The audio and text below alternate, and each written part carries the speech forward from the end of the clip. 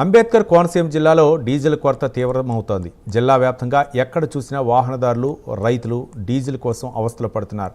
ఒక్కో వాహనానికి 500 నుంచి 1000 రూపాయల వరకే డీజిల్ ఇస్తున్నారు. కోనసీమలో కొబ్బరి తర్వాత అత్యంత ప్రాధాన్యం ఉన్న రంగం ఆక్వా. ముఖ్యంగా రొయ్యల పెంపకం డీజిల్ కొరతతో సంక్షోభంలో పడింది. జనరేటర్లు నడవలేకపోతే రొయ్యలకు ఆక్సిజన్ అందక భారీ నష్టం సంభవించే ప్రమాదం ఉంది. ఇక వ్యవసాయ పనుల్లో ఉపయోగించే కోత మిషన్లకు కూడా డీజిల్ అందక రైతులు ఇబ్బందులు పడుతున్నారు. డీజిల్ సమస్యపై ప్రభుత్వం స్పందించి తక్షణ చర్యలు చేపట్టాలని ప్రజలు కోరుతున్నారు.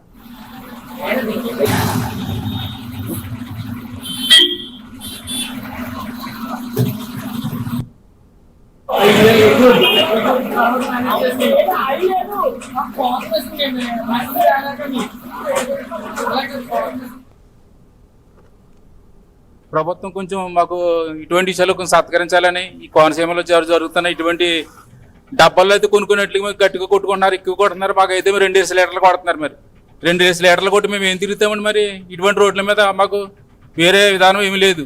ఈ పక్కనేమో ఈ స్త్రీ పార్క్ అని పెట్టారు, దాని మీద ఏమో మాకు అసలు ఆడవాళ్ళు చూస్తే వాళ్ళ మరి మహిళలు వాళ్ళ మరి బండి ఎక్కట్లేదు. ప్రభుత్వం మరి ఇటువంటి విషయాలు మాకు ఏదైనా కొంచెం న్యాయం చేయాలని, మా పట్ల ప్రభుత్వం ఆలోచించాలని కోరుతూ, ఏ బొంకులు చూసినా కూడా పాసిలపూడి కాడ నుంచి పాసిలపూడి జగ్గనపేట రోజులు వచ్చాయి. ఏ బొంకు చూసినా సరే ఆయిల్ లేదన్న మాటనండి. రాత్రి దాకా లోళ్ళు దిగిన బళ్ళు కూడా దిగినాయండి, ఎక్కడ కూడా ఆయిల్ లేదన్న మాట అంటున్నారు. ఇండియన్ ఆయిల్ ఉన్నాయి. మరి ప్రభుత్వం మరి కొంచెం సర్లు తీసుకుని మాలంటే మరి 12 రోజులు ఉన్నాయి. మరి అవకాశం కురిపించాలి మరి ఆయిల్ దొరికేలాగానా. ఇప్పుడు 12 రోజులు దొరకకపోతే మేము చాలా ఇబ్బంది పడతామన్న ఆయిల్కి.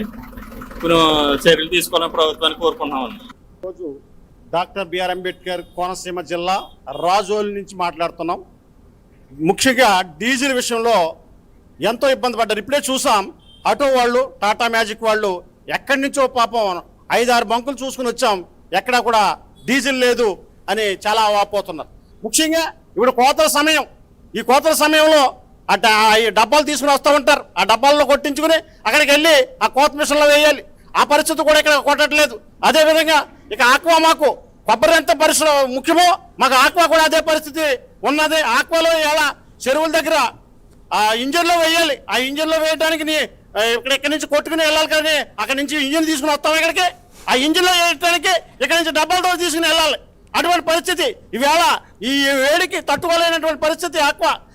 ఒకసారిగా కరెంటు పోయిందంటే ఈ డీజిల్ మనం నడిపించుకోవాలి. ఆ నడిపించుకోవాలంటే ఇక డీజిల్ కొట్టట్లేదు. ఎంతటువంటి పరిస్థితి ఇది? ప్రభుత్వం వైఫల్యంగా మేము భావిస్తామా, లేదంటే ఇక జరుగుతున్నటువంటి యాజమాన్యం లోపమా? ఇది